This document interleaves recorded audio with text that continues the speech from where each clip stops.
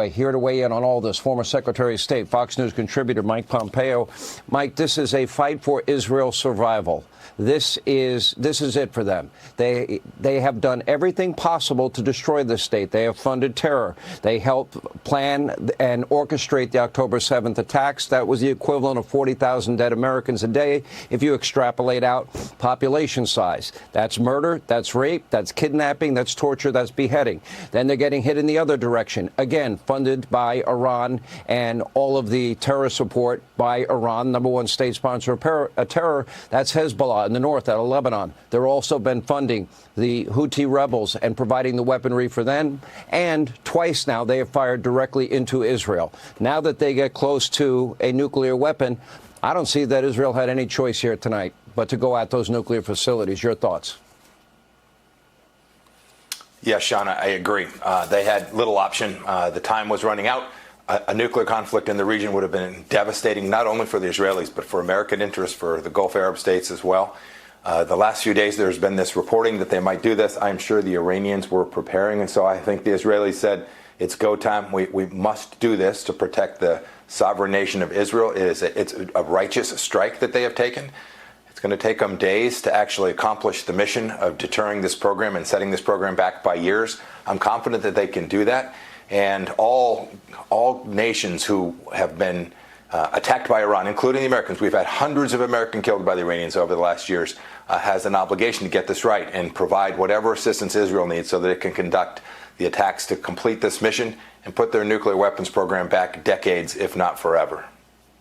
Mr. Secretary, conventional wisdom has always said that they needed our bunker buster bombs to accomplish this mission. Otherwise, their only option to accomplish it would have been a tactical nuke.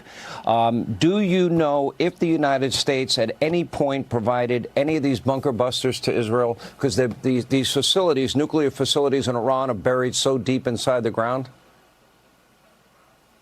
Sean, I don't know the answer to that. I do know that President Trump has been preparing for this, right? We've seen all the weapon systems that he has moved into the region, not only defensive weapon systems in terms of what you were talking about earlier to protect from missiles, but we've moved B-52s closer. The United States has been preparing to help not only the Israelis, but our Gulf Arab state allies as well.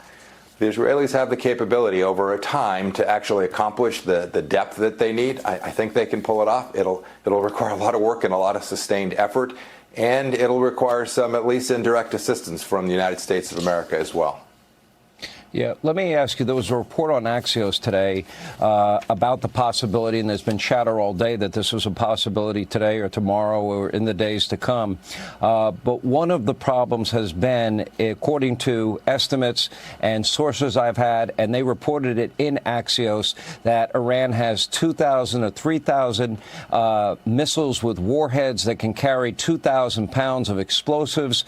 On Wednesday, their Minister of Defense in Iran claiming they have a new ballistic missile with a 4,000-pound warhead, and they were building at least 50 to 100 more a month. Now, I interpret that to be Plan B. In other words, it should not be a surprise to the Iranians that the Israelis are going after their nuclear sites, but it sounds like they've been building up these long-range ballistic missiles to overwhelm the Iron Dome and destroy Israel that way. In other words, I'd call that Plan B on their part. How would you interpret it?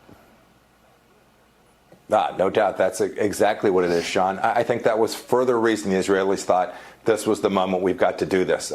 Do this for themselves. If they accomplish their mission, it'll be an enormous good for humankind as well. We shouldn't forget that the Iranians lost the largest ballistic missile attack in an awfully long time against Israel back last year. They've killed hundreds of Americans.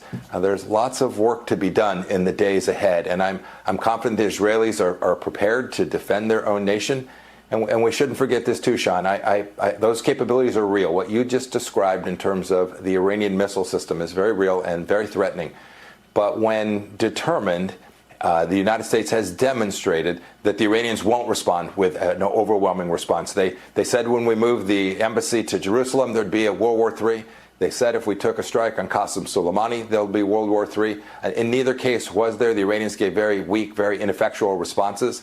And we shouldn't forget the Iranians are still trying to kill American officials. We have a real interest in Israel being successful in the coming days. Yeah, well, we're watching very closely. Israeli officials say that they've had enough time, and there's been a lot of patience.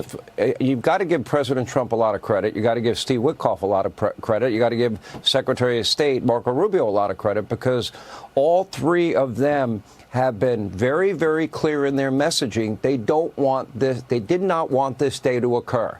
By every report that I have read, it was President Trump, it was Steve Witkoff, it was Marco Rubio urging patience, hoping that they would choose peace over what now is the ultimate decision that, frankly, the world was going to have to come to grips with at some point anyway. So I give the president a lot of credit for trying the peace option. This really is on the Iranians. They have made this choice. You have to believe that the #1 state sponsor of terror that says they want to wipe Israel and the U.S. off the map, when they say it, I think you got to believe it. And I think that's why we find ourselves in this position tonight. Mike Pompeo, great to see you. The world's been very appreciate patient. President Trump was very patient. Yeah. Thank you, Sean. Yeah, they really were. You're right.